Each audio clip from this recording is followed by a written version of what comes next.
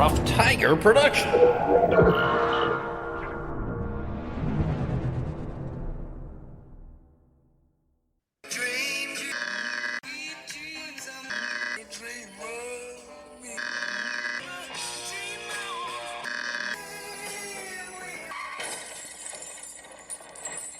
And you, and you, and you, and you were there. Some of it wasn't very nice, but most of it was beautiful. Hello. Here we go. Here we go. Here We're we off. go. 3, 2. Okay, here we go. Here we go. And we're back. Hi, everybody. Welcome to Dream Idiots. My name is Morris, and that fellow there is Bryan.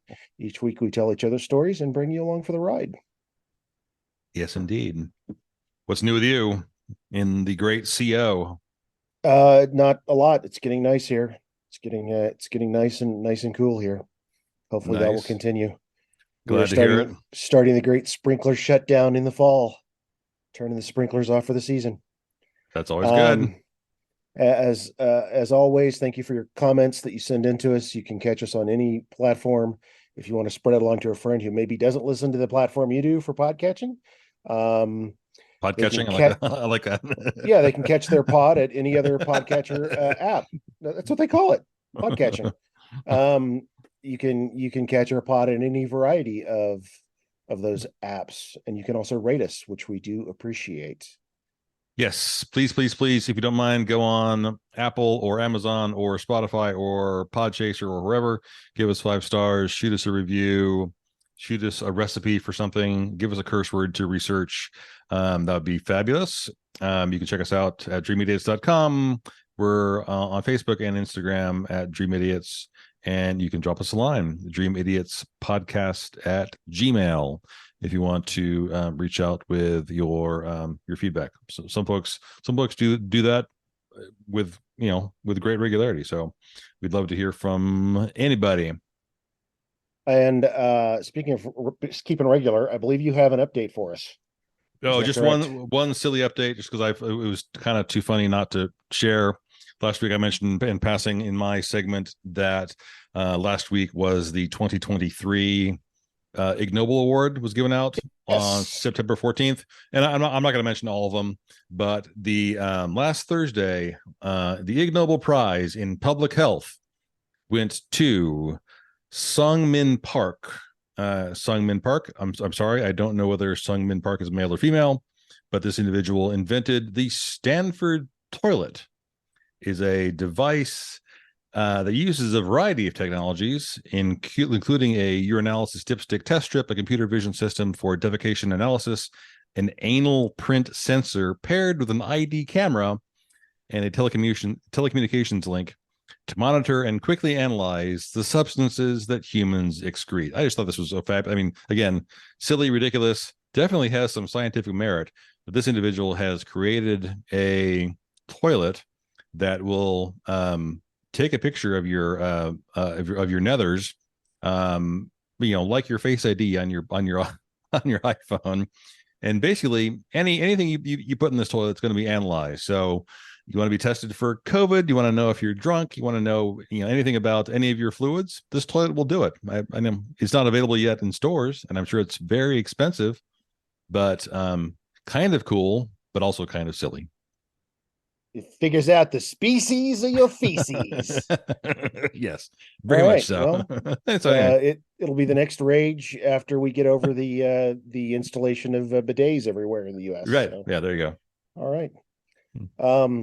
Bryan, how are your cringe muscles this week? Are you ready for some more cringing after last week's?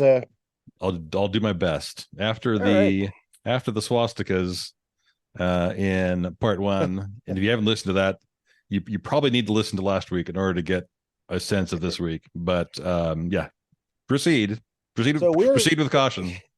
We're going to continue with the brief and amazing history of Spire Christian Comics. This is part 2, the final part, and here we go. Just a quick overview. I did go over some of the genres that Spire had last week. I talked about the autobiographical comics. We talked about David Wilkerson's story, The Cross and the Switchblade. I talked about the Kitty comics with Barney Bear. I talked about the biblical adaptations. I talked about the miscellaneous that had the Hardy Boys knockoff called The Brothers, Adventures with the Brothers. And I saved this last genre for its own little story because it's so interesting. And it accounted for about a third of the line of Spire Comics that lasted from 72 to 82. Let's start off a little bit by talking about a trend that appeared throughout the history of comics, still appears today, actually, and it involves the licensing of established characters from other media or merchandise for content purposes. DC Comics, for example, published a 6-issue Hot Wheels series in 1970 based on the Mattel Toy Company products, little die-cast cars. And there's a 1963 adaptation of the United Artist film Dr. No, based on the Ian Fleming book, the James Bond movie Dr. No, that appeared in Showcase Comics, issue number 43. DC also plundered television with adaptations of The Many Loves of Dobie Gillis from 1960 and Sergeant Bilko from 1957. They went to Hollywood for this was a very popular DC comic for many years, starting in 1952, The Adventures of Dean Martin and Jerry Lewis. Seriously? Yes. And then Dean Martin rescinded his licensing, and it continued on as just The Adventures of Jerry Lewis for a while. And The Adventures of Bob Hope from 1950, because what kid doesn't like reading about Bob Hope? These comics are actually pretty rare and pretty expensive because the likelihood of these ever getting reprinted are pretty slim, right? Because of all the entanglements and trying to get them reprinted. Marvel Comics obtained the publishing rights to Conan the Barbarian novels from Robert E. Howard's estate in 1970, and they launched an amazing 275-issue run. The company also licensed, Marvel that is, an array of toys for comic book content in the 70s and 80s, including Shogun Warriors, Micronauts, Transformers, and G.I. Joe. The company's biggest move was perhaps the Star Wars film franchise in 1977, an agreement which lasted until 1986. Pardon my gulping down some water. And Al Hartley, whom we met last episode, made a pretty good licensing deal for his new employer, Spire Christian Comics. If you recall, Hartley worked as a writer and artist primarily in the teen humor genre of comic books. Remember, Bryan, he didn't do much with superheroes. In fact, he had like one published superhero story. Mm-hmm. So it would make sense from a licensing perspective to seek out a similar cast of characters to fill content for Spire Comics. But unlike DC and Marvel, who sought out properties from other media or toy companies, Hartley turned to the comic book industry itself and sought out already established characters to fit his Christian niche market. So he called his old boss, publisher Stan Goldberg at Archie Comics, to cut a deal. Archie and the gang had a successful TV career as an animated Saturday morning show for CBS from 69 to 71. This show was tied to the Archie's Bubblegum Pop group. You mentioned them once in an episode. They had a #1 song, Sugar Sugar.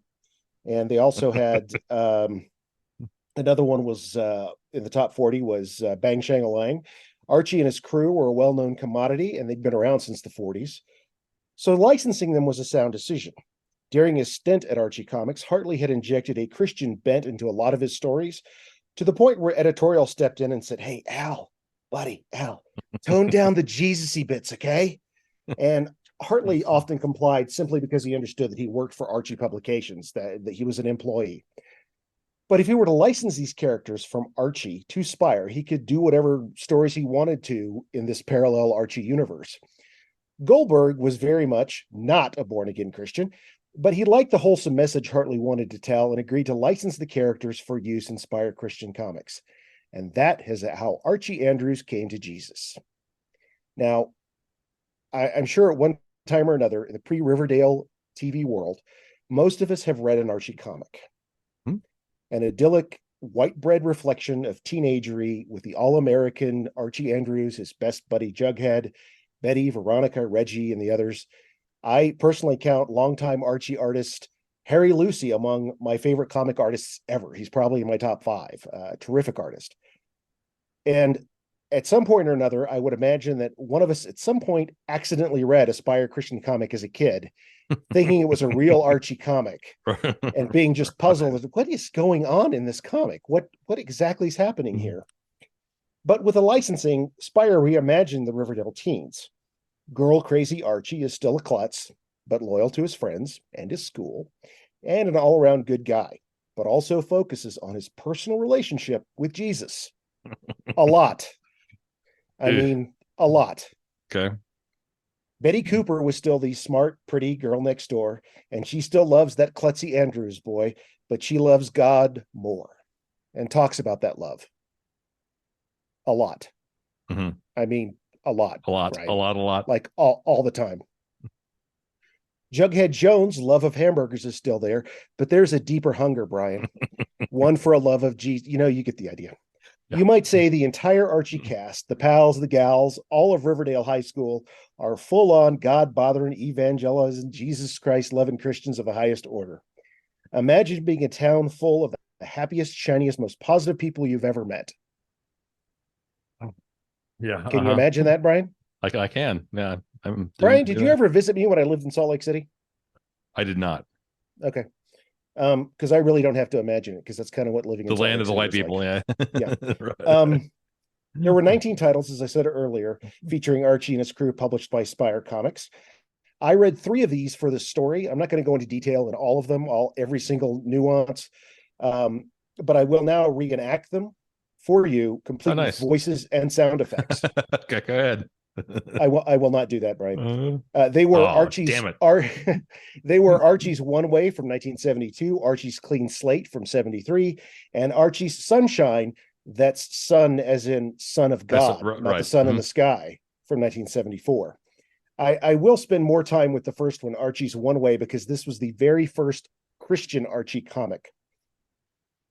Here we go, Brian. Got your cringing muscles good and loosened up. I've got vomit up to about here, but go ahead. It's dancing round in the back of my mouth.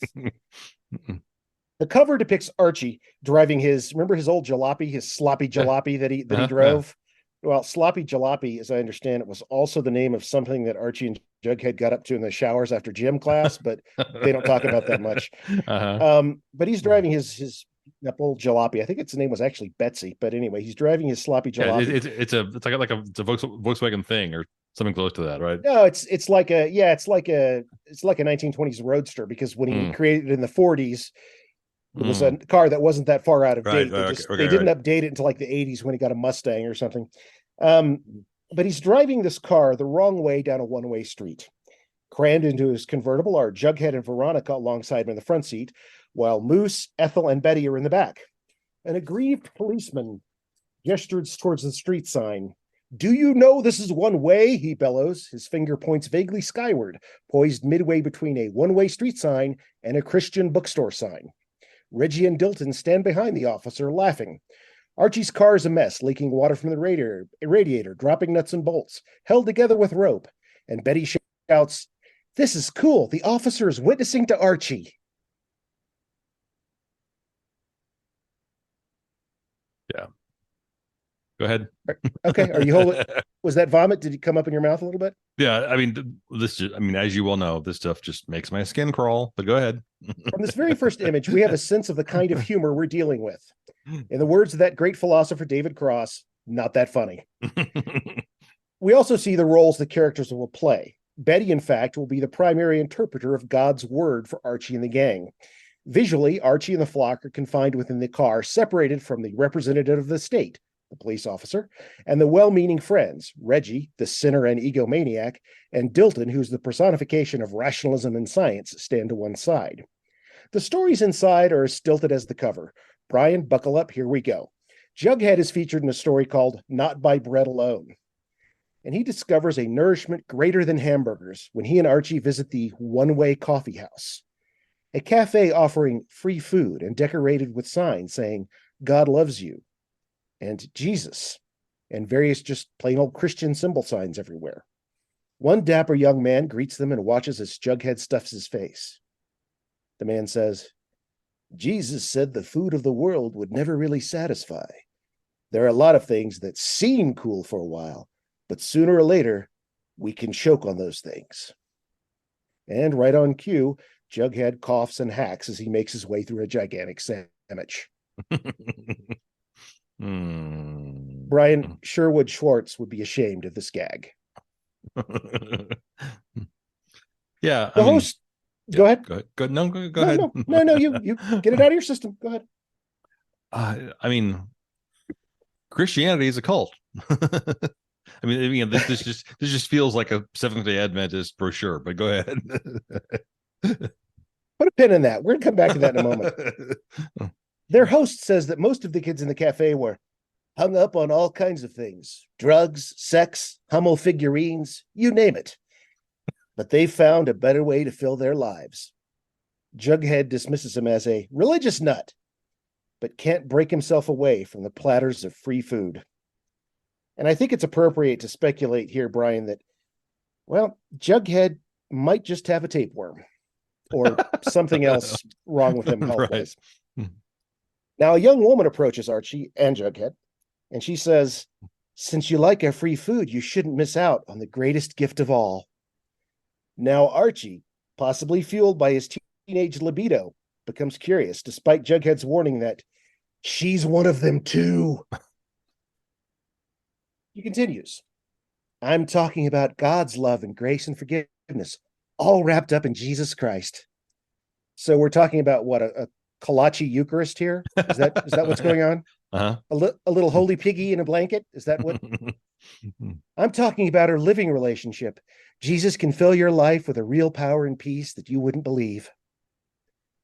Jughead then tells Archie that perhaps they should stay longer. Archie, exasperated, says, "Don't tell me you want to eat more." Now you can cue the sad trombone music for Jughead's response. "No, I want to hear more." The other teens at the cafe seem to find this unbelievably funny. Mercifully, this is the end of the story. Mm-hmm. Okay. So you said that Christianity is a cult. I should point out that this free food and religion combination, that's not an uncommon way for certain movements to pull in teens, especially during the 60s and 70s, or for that matter, even today. In fact, just out here in Colorado, a couple years back, we had a really bad fire. The 12 Tribes, which is, in my opinion, and some other people's, a cult, founded by Gene Springs, opened the Yellow Deli restaurants starting in 1972 up in Boulder and all around. That's what they would do. They would get kids in with a promise of a free meal, and that's how you would get involved with the 12 Tribes. You can also see Father Yod and the Source family from 1969 for a similar situation. They opened up one of the first organic restaurants on the Sunset Strip in Los Angeles, although I don't think that was really kind of a free food kind of thing, but you did attract a younger crowd into there. You might also argue that the young girl talking with Archie is kind of a flirty fishing thing going on there. Right, sure. Right. So food and sex, the promise of food and sex. And let's go back to the comic. Betty stars in a one-page gag where an unnamed teenage girl utters out loud, apropos of nothing, "I don't believe in God."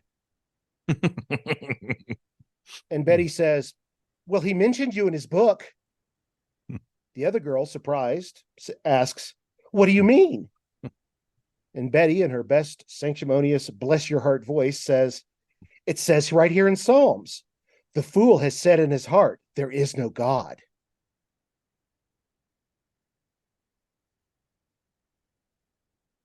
And Jughead and Archie find that very funny because they're standing next by. Now, in all fairness, Bryan, what did this little atheist expect was going to happen to her barging into a Spire Christian comic like that and uttering such a line? I mean, what did she expect was going to happen to her? She knew what she was getting into being in a comic like that.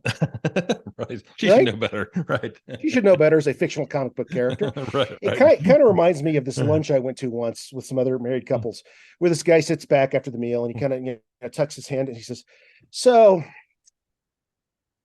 just out of curiosity, if Jesus came back today, what kind of car would he drive?" And I have never wanted to punch someone in the face so badly before. I'd known the guy maybe Scirocco. 45 minutes. Scirocco, your Volkswagen Scirocco. And after everybody's explanation, he's like, "Well, he's a carpenter, so he would drive a pickup truck." Asshole. The rest of this issue is filled with various platitudes and run-ins with characters who are either preaching about God's love or in search of it. These folks are drawn less in the house style of Archie characters. They don't really quite fit the world of Riverdale. The prodigal son, for example, which pretty much wraps up the book, features a hitchhiker whom Betty turns back to the right path. Now, she does this by comparing Okay. Mhm. She compares the door separating the cockpit from the flight deck on a jet plane to the door of sin that separates people from God. The cockpit. uh, so yes, It's just that weird, Brian. yeah, that's insane. Just that. This issue also introduces a familiar trope involving Big Ethel. She's the tall, kind of gawky gal who she's always in search of a boyfriend, and it's usually Jughead she's trying to get with. Betty tries to help her by introducing Ethel over and over again, it seems, to her main man, Jesus. Ethel is seen more than once becoming overcome with her desire to witness to others. In this case, she kind of sachets off saying, I've got a date with my Bible. So, I mean, what is this message? I mean, what is this kind of saying? I've noticed, for example, when I lived in Salt Lake City, that the people who were assigned to the temple for their missions, the people who were like on Temple Square, we're always like drop dead gorgeous, right? Right. they weren't bad looking folks. Right. Yeah, They let me weren't bad sidle looking folks. let me sidle up to you and give you a little side boob. And all right, you want to give me some money and follow me to this meeting? Well, yes, I do. Yeah, and that's I'm not saying that's exclusive to the LDS Church either. It's Oh, of another course not. example of Right. flirty Right. fishing, right? Right. And then in a story where he plows his car into the side of Lodge Mansion and fully expects to become a victim of Mr. Lodge's anger, Archie learns that Veronica's father can turn away from wrath. Mr. Lodge, you know, the rich millionaire guy, without losing his temper, simply forgives Archie, who then refers to Mr. Lodge as one of the Jesus people. Now, have you heard that phrase before? One of the Jesus people? Yes, but I can't think from where. Well, it's not a phrase that's in common usage much these days. The pejorative term from the same period was the Jesus freaks, but they both refer to the evangelical movement from the West Coast that exploded in the 60s and 70s. And a lot of these folks were kind of the hippie variety. In a way, it's kind of a Christian parallel to what I talked about with the Esalen Institute back in those episodes. But these folks would cast Jesus as the original hippie, the original rebel, right? Like, well, I know a guy who kind of went against society norms too, and he struck out on his own and fought the man. His name was Jesus. And then you would throw rocks and garbage at him, right? One could argue that the Jesus people movement eventually led to this mainstream mega church kind of way of thinking, and certainly to the formation of the Christian media industry with its recording musics and films and all this other stuff of the 80s and 90s and even into the present day. The point of this little excursion tangent is that Hartley was tapping into the then present common knowledge and verbiage of pop Christianity, and even perhaps demonstrating an understanding that the phrase Jesus people itself could be construed as a pejorative term, even with Jesus freak being the real pejorative term that some people would say, oh, he's one of the Jesus people, just ignore him. Right. Yeah. A lot of it's definitely an insult, right? Yeah, right. And that's the way that Archie was kind of using it. And Veronica was sitting him straight. No, since he's read the Bible, he's become a much more forgiving guy, and so forth and so on. A lot of the mysterious characters who show up in this iteration of Riverdale certainly fit into this mold of the modern Christian, ready to preach at any moment about their personal relationship with Jesus. Archie Sunshine features such a Jesus people character in a departure from the multi-story format of Archie's One Way. So now I'm going to switch over to another issue. Archie Sunshine. In this case, we read about a typical summer day at the beach for the Riverdale teens. A typical summer day, which includes Betty lecturing the others on keeping fit, accidentally sending Big Ethel off on a proselytizing mission along the shoreline, and the arrival of an unnamed bearded stranger driving a van who spends quite a bit of time spreading God's word. Think of an older guy who hangs around talking to teens while other guys his age are out surfing and drinking beer. And you kind of get a picture of this dude in his van. None of this to me sounds very fun, and some of it might be illegal in some states. All of the teens really want to listen to this bearded guy talk who insists on wearing his shirt unbuttoned the entire time. Come, follow me. I'll show you what life's all about. Sit down and I'll feed you. The crowd obeys him, having apparently never been warned about stranger danger. Jughead and his tapeworm find this cool, I love picnics. And he looks in his picnic basket. But I've only got 2 Cokes and 5 sandwiches. So you can probably guess what's coming next. Yeah. The stranger tells Jughead to pass them around to the 30+ kids in attendance. Food is like love. It's never enough until it's shared. To which Jughead suddenly responds, it's amazing. I'm full.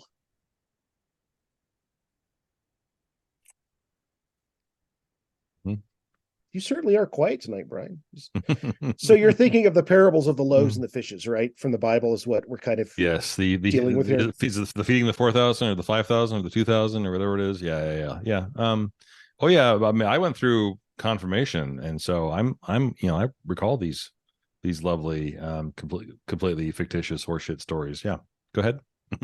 The stranger, who appears to resemble Kenny Rogers or perhaps James Brolin, discusses pure hearts, turning the other cheek, praying for your enemies, and loving nature, all of which are perfectly fine and wonderful, except that he takes a swipe at a pop icon. As he stands on a hill, which is near the beach, overlooking a field of some kind of greenery and flowers, he says, look at this field. Liberace in all his splendor is not as colorful as these flowers. And because everything in this comic has to be so goddamned ridiculous, there's a poorly rendered Liberace playing the piano in a field of flowers. Because what would really get a Riverdale teenager revved up about religion, or for that matter, a teen reading about the Jesus-centered teens of Riverdale getting revved up about religion, was a needless slam on Liberace, who may have been popular with early generations, but to teens of the 70s was most likely strictly L7 daddy-o, like Squaresville, lingo itself, which was no doubt out of date by 1972. I mean, Liberace. Right. Al Hartley took the time to rip on Liberace. Was he out of Lawrence Welk jokes? I mean, what? That really, for some reason, that really pissed me off. And one of the reasons I bought this is because the website I bought this issue from said cameo by Liberace. And I was like, what the shit? I have to get this issue and see how Liberace fits cameo in a okay, that's a stretch. In a Christian Archie comic. So the rest of this issue is filled with such quick lessons in Christian belief, and quite frankly, it's rough going, Bryan. The upshot of the book-length story is that Big Ethel finds a boy into Jesus as much as she is and walks hand in hand with him along the beach. And that's all I have to say about Archie's Sunshine. I will say almost nothing about the third comic I read, Archie's Clean Slate, except that it contains a story where Archie tries to convince a pair of students, Jerry and Debbie, to start living, quote, God's way. Because that's what a pair of teens want to hear from another teen in high school. Right. Jerry's been cheating on tests, and he and Debbie have become involved in, quote, the drug scene. I'm betting that they're probably screwing, too. Jerry and Debbie laugh off Archie's concern, but Betty supports Archie and encourages his continued witnessing. After school one day, Archie tries to convince Jerry and Debbie to let him drive them home, as the couple are clearly drug impaired. I mean, one panel are fine. The next panel, they've got little stars and planets around their head, and they're walking funny. You don't see them do the drugs. So it must have been something. They did some edibles or something. They ate a brownie. I have no idea. Right. Again, they shrug off Archie's help. While driving Betty home, Archie comes across a car wreck. It's Jerry's car, and he's wandering about injured. Debbie is gravely hurt, but Betty is there at her side. Debbie confesses that she's scared of death and that, quote, I want to live differently. I want a clean slate.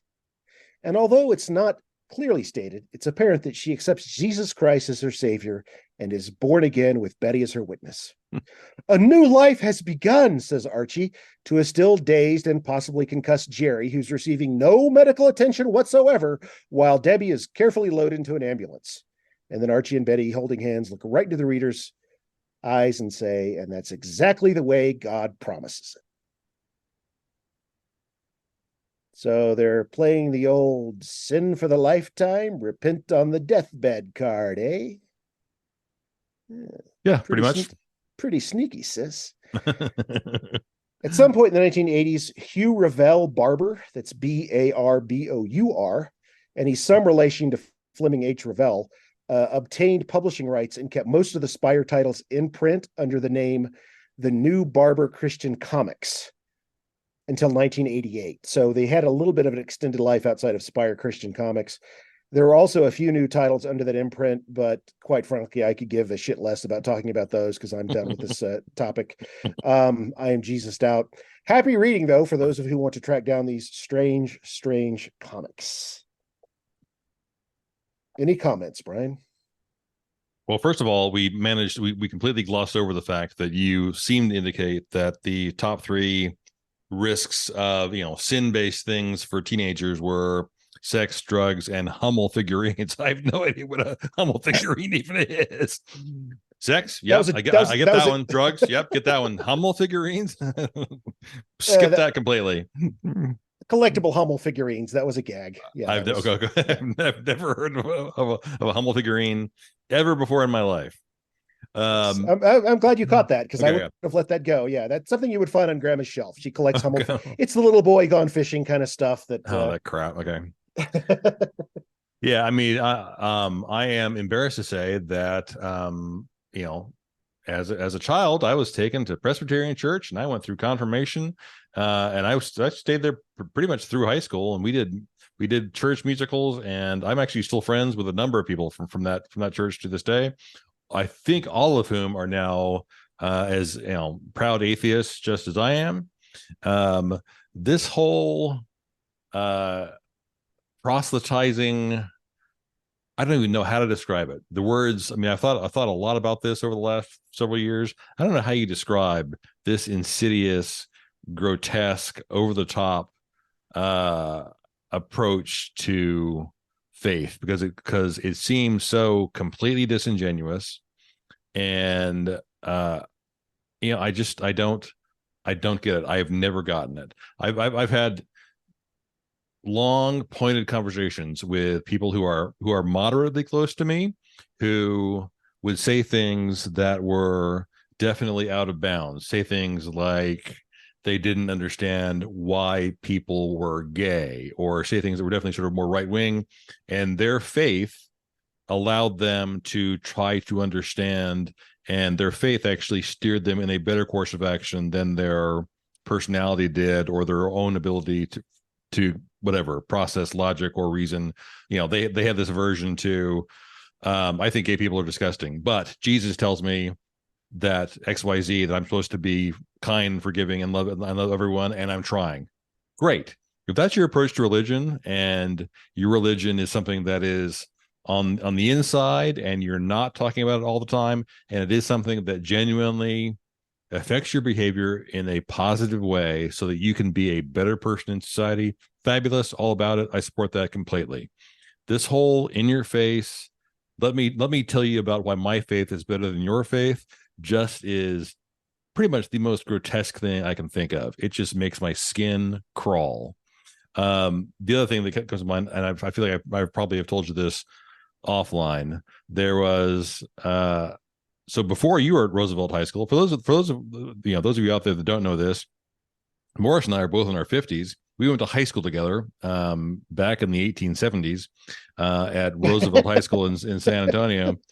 And when I was a sophomore, so before you were at Roosevelt, there was a guy who was in my debate class at Roosevelt who was a right-winger and who walked around campus every day carrying a Bible every single day. And he would actively try to engage people, and went to some right-wing church. It was right over off of I-35 in San Antonio. It's long since gone, but he was a crackpot. And then one day during my senior year of high school, when, as you may recall, I was a delivery man for Pizza Hut Pizza, I was given an order and was supposed to take this pizza to the adult shop, the porn store on Austin Highway. Does this ring the bell at all? No. So this guy, who was 2 years older than I was, was right winger. I'm delivering pizzas as a 17-year-old, which I wasn't supposed to do. I go to I have to go to the porn shop on Austin Highway, which is a filthy, disgusting place. I'm greeted with a sign on the door that says you have to be 18 to even come in here. Like, oh well, crap! I have a pizza here, so fuck it. I walk in my Pizza Hut uniform, deliver the pizza, turn around, and pretty much bump into right-wing Christian boy. And he sees why I'm there because I'm wearing a uniform. And I, of course, just to be as big of an asshole as I possibly can, I basically greet him like we're old friends. Go over and, hey, how are you? What's new? Did you graduate from high school? What are you looking for? Midget porn? What are you looking for? And he just, this color just leaves his face. Oh, he is so mortified. All these people that are like this, all these wear my Jesus on my sleeve bullshit, that's who they are. It is completely disingenuous. It is complete horseshit. I mean, it is, this proselytizing approach is the same crap that I remember I may have mentioned in last week when you were talking about this, the fact that I remember seeing in passing. I had a few Captain Americas, and Captain America was always, they were always seemed to be written for children who were younger than I was, and they're battling Nazis, and it was always propaganda, and it was very much like fighting the cavity creeps. It was just this ridiculous ham-handed bullshit. Like, what am I reading? Like, no, I mean, give me Spider-Man, give me Incredible Hulk, give me Superman. That's what I want to read. And the fact that some ludicrous Christian piece of shit decided this was appropriate in order to, suck more people into their fucking cult, just fucking incenses me. Fuck you. I hate this shit.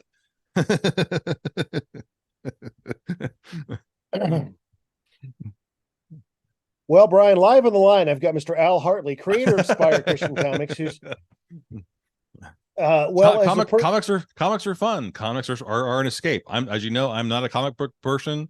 I respect the art and the work that goes into them.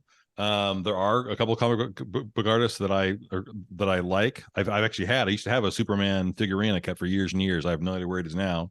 I'm not saying there's not merit to comic books, but when you inject this type of crap into frankly any media, and this is why Sound of Freedom just disgusts me. Like, seriously, can we just have fun with something, please, without it being ruined by this bullshit? This is it's disgusting. I fucking hate it.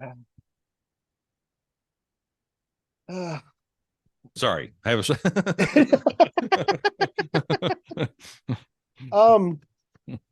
sources for this. Anyway, but I digress. Sources for the story were 3 individual comic issues published by Spire Christian Comics. Archie's Clean Slate, Archie's One Way, and Archie's Sunshine from 73, 72, and 74, respectively. ChristianComicsInternational.org website. CUindependent.com, an article by Collie Dorfman called Yellow Deli Restaurant, linked to organization accused of child abuse. CUI investigation finds December 11th, 2019. Nerdsonearth.com, an excellent article by Clave Jones called The Story of When Archie Met Jesus, August 31st, 2022. Pathos.com, Sinesta J. Colucci. If there's a Yellow Deli in your town, you may want to read this, August 5th, 2020. Consultation with comic book historian Bill Field.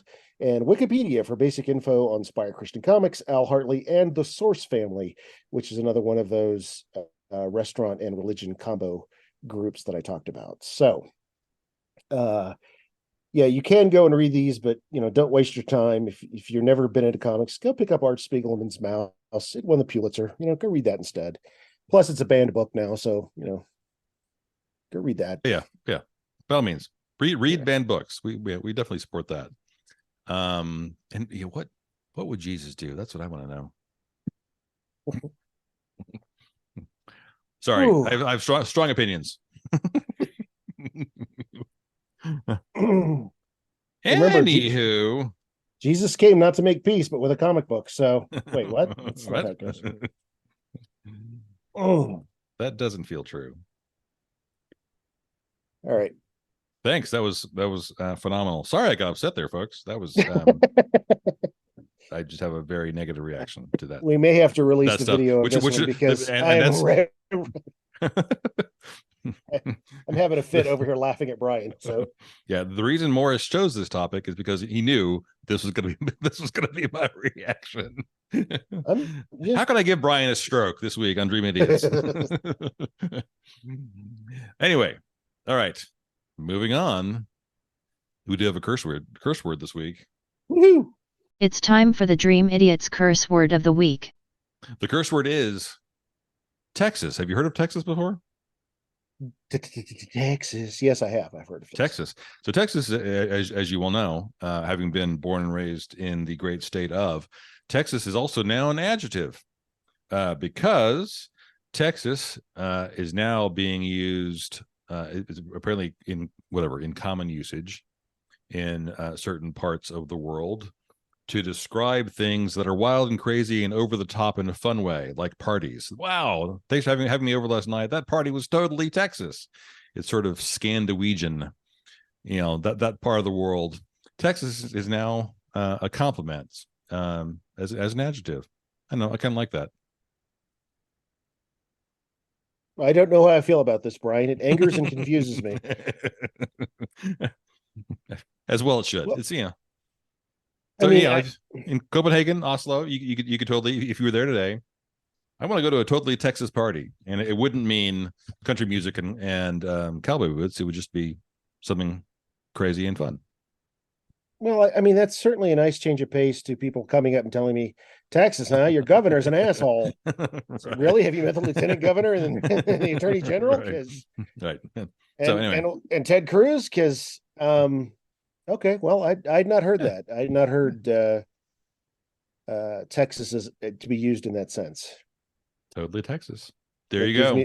It gives me a little bit of hope. Yes, it's better than the other. I don't know the other definitions for the word. All right, my turn.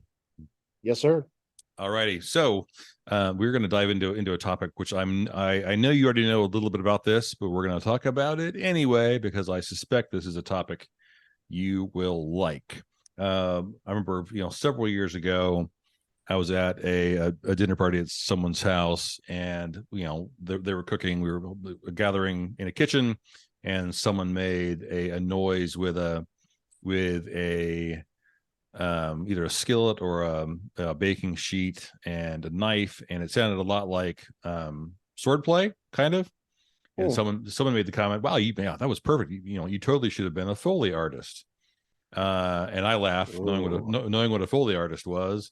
And someone else said, "What's a Foley artist?" I know that you know what a Foley artist is, and I certainly do. We're going to dive into Foley artistry, kind of its genesis, and then I'm going to give you a few sort of low-tech examples of what's being done. I have a few things gathered here on my desk I'm going to attempt to use on my microphone to show them off and see how well they work. So we're going to talk about a little bit about the history of Foley artists, but don't spoil the surprise yet. For those of you out there who don't know what it is, you are about to find out.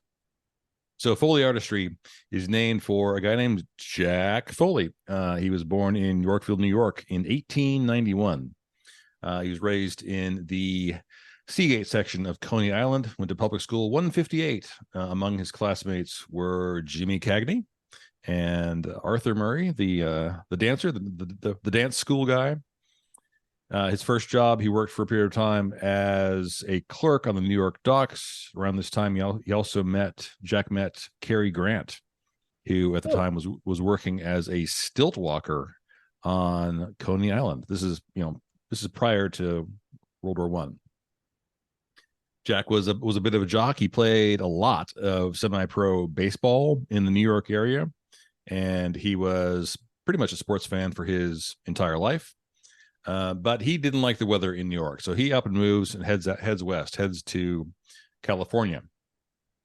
First job in California was working as a double and as a stuntman. And shortly after arriving, he starts poking around the Sierra Mountains, the surrounding area, including Owens Valley, and he pretty much just falls in love with with the area. During World War I, Jack Foley moves to Bishop, California, which is a town I have never heard of. Bishop is out in the middle of friggin' nowhere, like an hour and a half straight north of Los Angeles, kind of southeast from Yosemite and northwest from Las Vegas, kind of north of Death Valley as well. So, out there in kind of a, in my mind, if you love California and you say, yeah, I'm from this portion of California, like, okay. During World War I, it's in the notes, it says he served his country, but this isn't, I don't think this is a military role, but he worked for the American Defense Society as a group that was responsible for guarding the LA water supply, because there was this notion that it may be subject to sabotage or poison, what have you. So that's how he served his country. Jack raised his family in Bishop, went to work in a local hardware store. When Jack was there, he became interested in theater, and he actually wrote some articles for the local newspaper. A rival newspaper in Lone Pine, another town in California I've never heard of, reported on one of Jack's theatrical endeavors, quote, "Stop Thief, a play, is being put on by Jack Foley. The only non-henpecked Irish husband in America is a member of the cast. That fact within itself is worth the price of admission," unquote. I'm not sure which fact they mean, whether he's, the fact that he's an actor and director, or whether he's the only non-henpecked Irishman, but whatever. So, competing newspaper being a little bit snarky with him. Either way, it's problematic. So it's like, okay, why are you being an ass? But whatever. Farmers in the Owens Valley area, I don't have the details on this. This seems backwards and not smart to have done, but farmers sold their water rights to the city of LA. And so the people of Bishop are suddenly facing a fairly bleak future, because they're farmers and they just gave away their water. But Jack was adept at convincing folks in the town that the town had a lot to gain by luring filmmakers to the area. And he kind of started a one-man campaign, through publicity to attract studios that 2 hours north, or somewhat distance north, because it had a huge collection of great backdrops for shooting things. It's snow-capped mountains, you had valleys, you had very, very few people. And so if you're shooting stuff outdoors, shooting Westerns, it was really, really good. One of the things that Jack also started doing was he basically became a kind of a backup director. He became adept at shooting what are called inserts for movies. So a director comes through, this is silent era of movies, but whenever there is an insert, so there's an action between two characters, but there needs to be a close-up of someone opening a door, it's just their hand, or picking up a gun. Those close-ups, he'd be responsible for coming in and shooting just those shots. But those types of shots weren't done during the normal course of shooting the wide shots. They were always done afterwards. So Jack was not only shot those, but he also prepared sets, did graphics, worked on props, would actually build models. And basically, if he wasn't doing it, he was overseeing, it's basically that sort of work. So now suddenly sound is being introduced to movies, and that's where we start diving into more of Jack's, the work that Jack becomes known for later on. I'll get into that in just 1 second. Jack was also known to be a writer. He was a humorist. He adopted the pseudonym Joe Hyde. Joe Hyde was was an actual human being, was a studio cleanup man in LA. And this guy spent his time, pushing a cart around, picking up trash, sweeping up cigarettes and other debris from the sets. And, Jack basically stole the guy's name and was writing under his name until Joe died. But he actually had significant readership under this guy's name. When Joe died, Jack revealed that was me this whole time, changed the name of his humor column to, and that's the way I heard it. And then, the column was basically lampooning actors in studio life, technicians, stuntmen, just kind of stories from the movies. So as sound is being added in, Jack's first movie where he's responsible for sound is The Jazz Singer.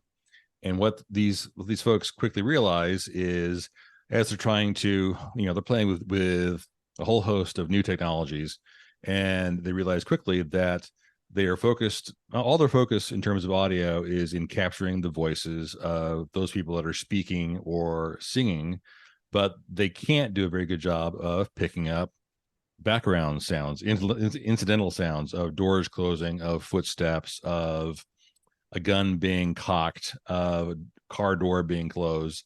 And even when they do capture it, it doesn't seem, weirdly, those actual sounds don't sound as realistic as they somehow should.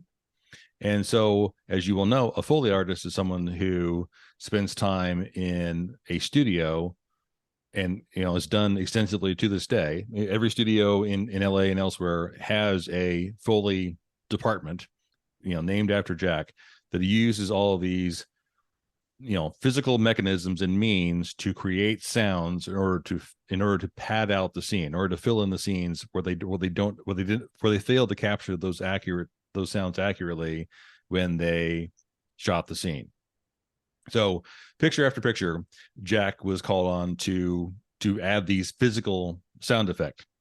A guy named George Powell, who used Jack quite a bit, says, quote, Jack's technique was to record all of the effects for real at one time. Jack added the footsteps, the movement, the sound of various props all in one track, all in one take. So this is way before Pro Tools. There's no means of fudging this in post-production. He would look at a scene, and basically map out the entire scene, make sure they had all of the physical items they needed at hand right then, and rehearse those sounds. Going on with the quote, he used the cane as an adjunct to his own footsteps. With that cane, he could make the footsteps of 2 or 3 people simultaneously with using his feet as well. He kept a large cloth in his pocket so he could simulate movement. Fellow workers say that results of a Jack Foley session were as good as what young editors today could do with 20 tracks, because he was so adept at doing so many things at the same time. Joe Sikorsky, who also worked with Jack, recalls, quote, Jack emphasized that you have to act the scene. You have to be the actors and get into the spirit of the story the same way the actors did on the set. It makes a big difference. When there are too many effects to handle, Jack would bring in other folks to help him out, and they would all act out this scene together with the aid of prop men who would brought him props, and then who'd also fill in for extra people if there was a crowd scene. They evidently stayed around all day, and then he would put them to work. One time he pressed a friend of his, a guy named Walter Brennan, to step in and be the footfalls of one person who had a limp. Jack told Brennan to put a rock in his shoe, and so the resulting actual limp became the sound effect of this character in the film who limped.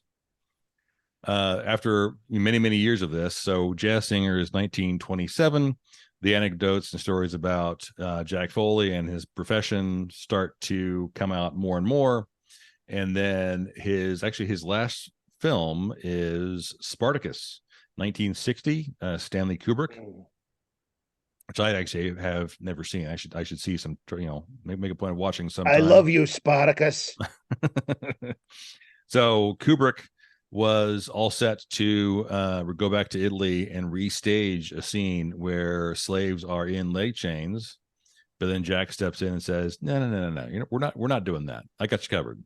And Jack fixed it by deftly overlaying the correct footfalls and keychains in order to mimic the leg chains, and it saved, a boatload of money.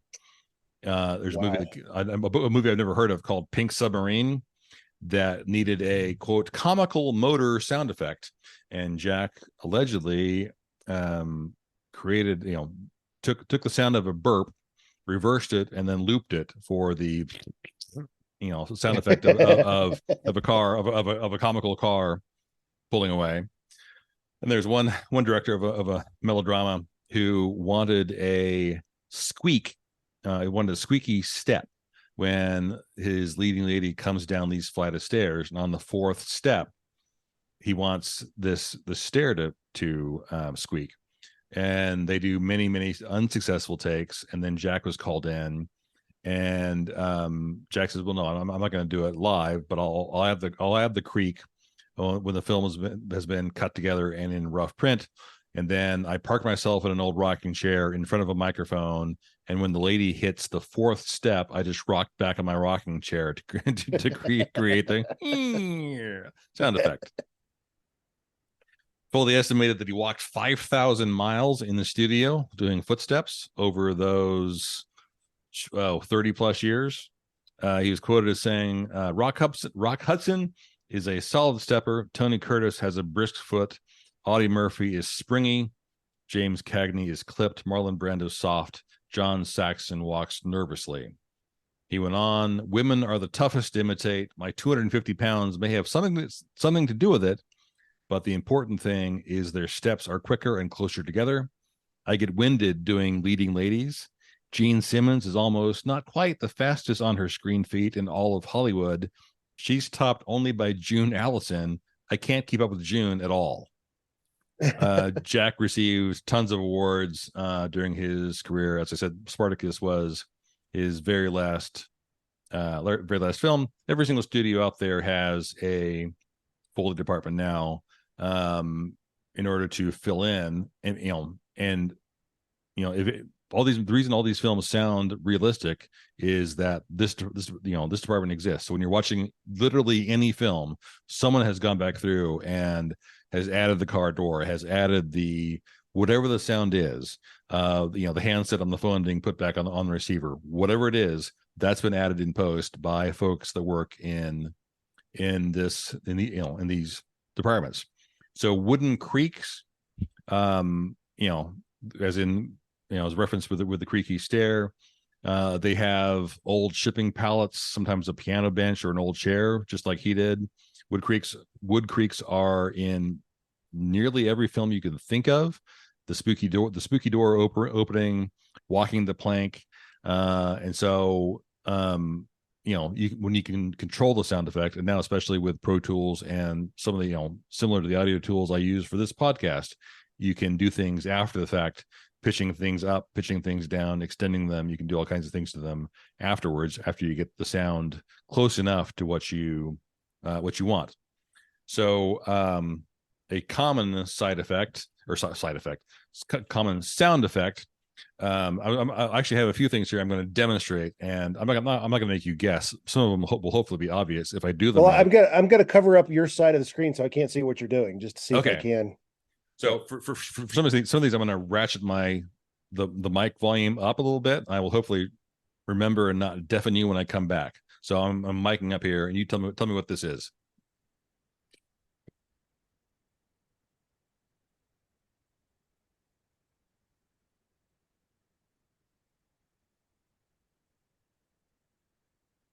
I can't hear anything.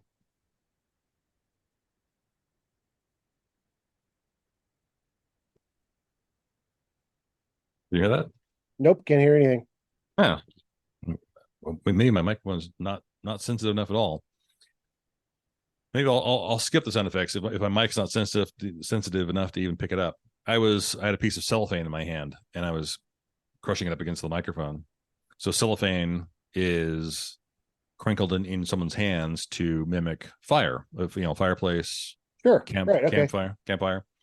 I'll try one more and just see if you can hear this, and if you can't, I'll skip the rest of them. So here you go.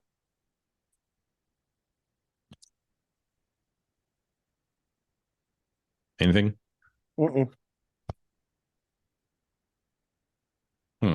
Nope. Maybe take the windsock off.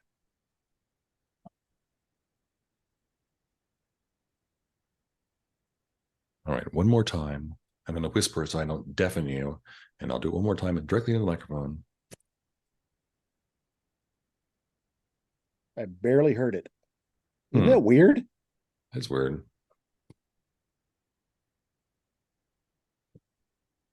Oh well.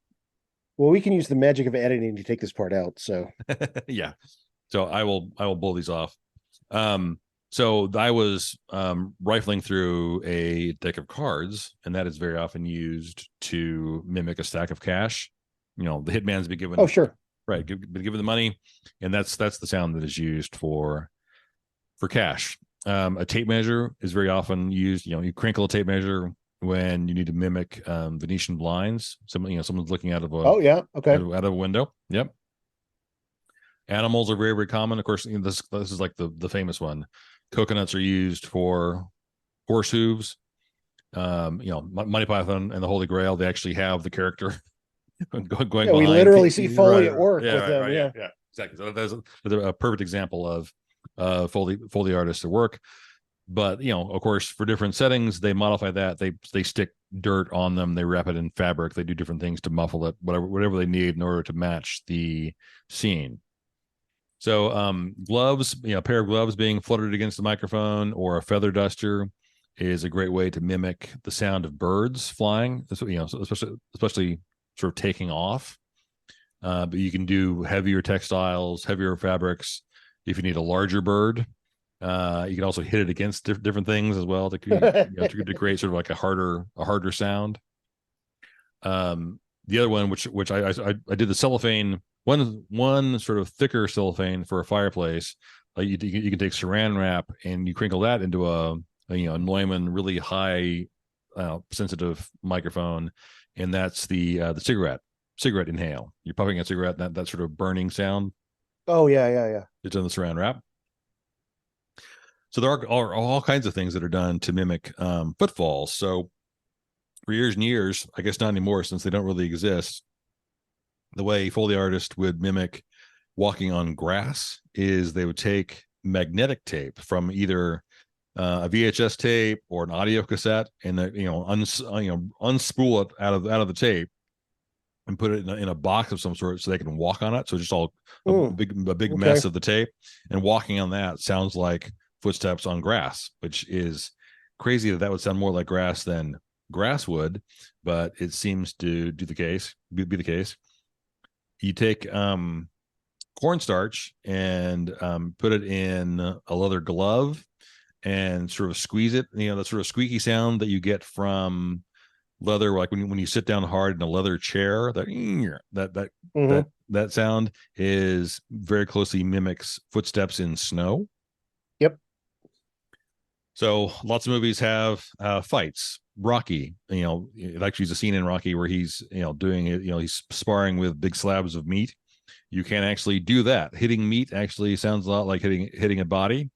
But if you don't want to do that, and want to have a less messy option, you can either punch a phone book or use various objects to hit a phone book. Very closely mirrors what it sounds like to punch somebody. I think in Rocky, maybe somewhat famously, but I'm not sure this is true, that Stallone and the actor Carl who Weathers. played Carl Weathers they actually made sort of impact noises with their mouth during their they kind of made sounds with their mouth during some of those scenes. I swear I've heard that more than once, but I can't swear I'm not sure that's totally true. Also, sort of famously, breaking bones. Someone's being beaten up and breaks an arm. The one I've seen several times is either one stalk of celery or a bunch of celery being snapped or being twisted. But they also use bok choy, carrots, walnuts, somehow king crab legs, which that one I get. The one I don't get is dried sunflower stalks, but that sort of crispy sound is needed for bones. And twisting it is going to sound different than snapping it in case you have a different spiral fracture versus yes, exactly right. Use a watermelon or pumpkin for a head being smashed. So so those zombie films where zombies are endlessly being killed. That's lots of watermelons and pumpkins being obliterated. And there's a lot going on here. Like it's kind of like with my Mondegreen episode, where when you've got that visual element as well, that plays into masking any deficiencies you're going to hear with your ear, because you're getting the visual input as well. Right. Oh yeah, sure. It's merely playing into it, reinforced. right? Right. Right. Right. And that's with the ba fa thing I talked about with Mondegreens. Yeah, that's cool. Yeah, exactly. Yeah, that's amazing stuff. So taking a bullet out, they use a tomato. That kind of soppy, wet sound of the drippy sound of I can't extracting do a it. bullet. Yeah, Is a tomato. There are tons of noises from cars. So a car skid, you take a balloon or a hot water bottle and fill it with water, and then drag it across glass or like a ceramic surface, and that sort of screechy, as it would sort of inch across the surface. You take that and you pitch it down, and that creates car skids. I always thought that the basketball sneakers on a gym floor, could probably be used to do the same thing. There are tons of sound effects with weapons. So arrows passing. So you take a dowel bamboo rod, and a yardstick would do it, and just swing that like a maniac directly over the microphone in order to get that sort of the whooshing sound of something having gone past your head.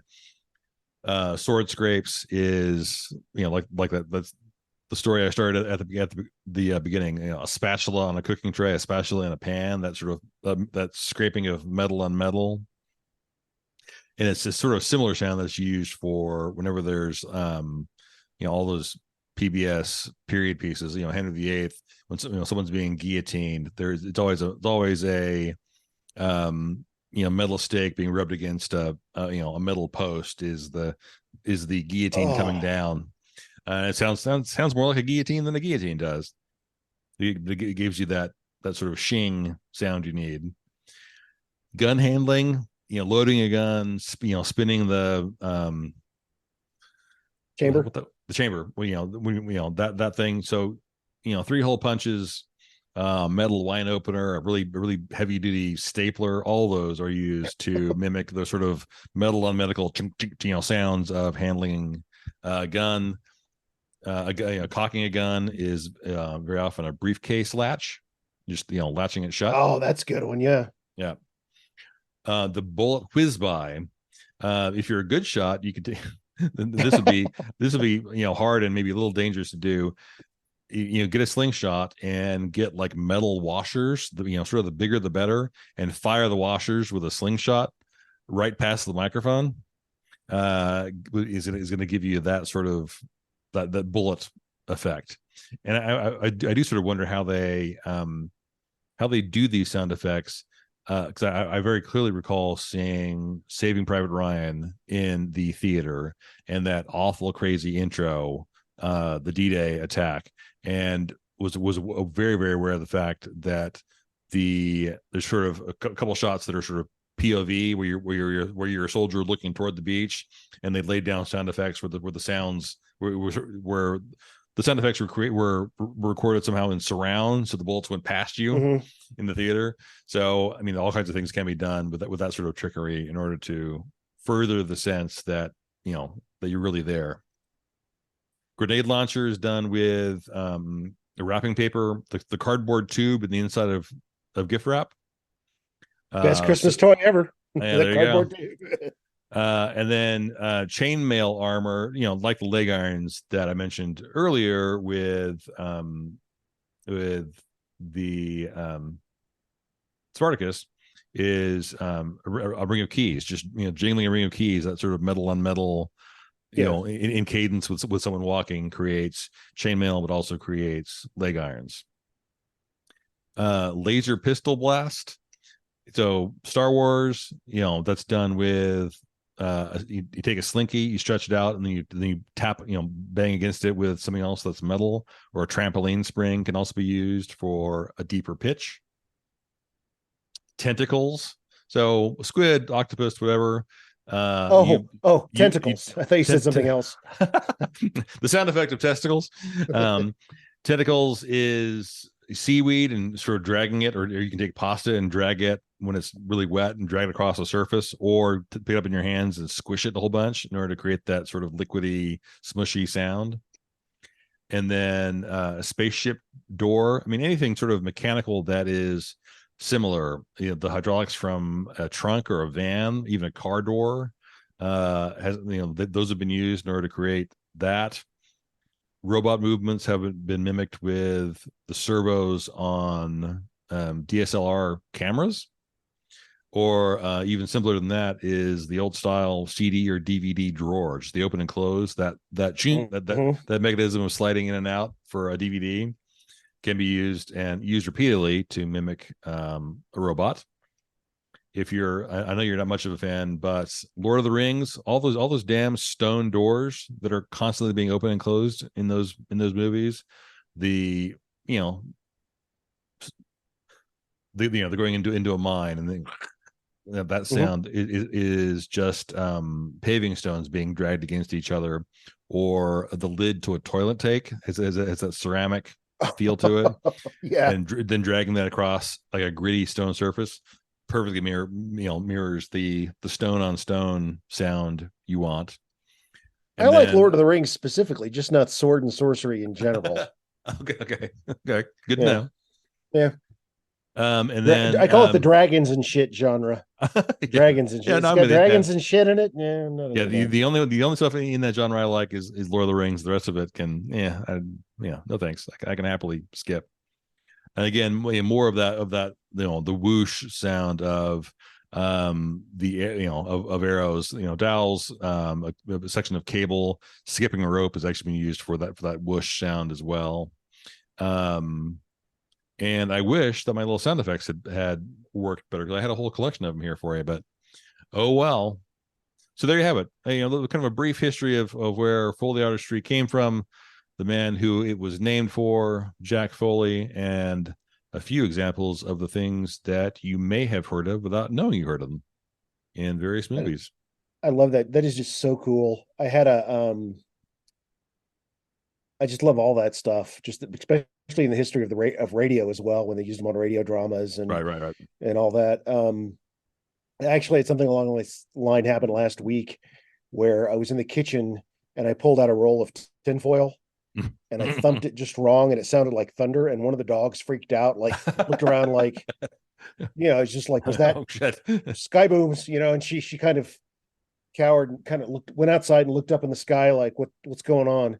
And then I think I saw a documentary once on how they got the lightsaber sounds for Star Wars. Oh, really? And it involved one of the metal support guy wires from like an some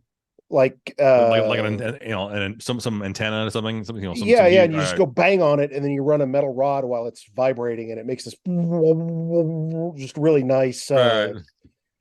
I just love that shit. That is just so cool.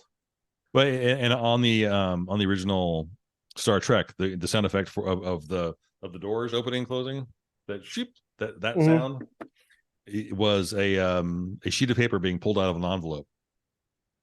Really? Oh. Over and over and over again. Didn't they make fun of that in one of the movies? Was it Airplane or Airplane 2, where it was like you actually had to go shh to open the door? And good. Again, that feels true. Mm-hmm. If it's not true, it should be true. Yeah, and that gets us off into like the classic Wilhelm scream that was used in so many different movies, including Star Wars. Was even using the Wilhelm scream as late as I'm sure it's still in use today. Just that classic. Yeah, it's been in 280 movies, whatever. Guy falling off cliff scream that's used in everything. Right.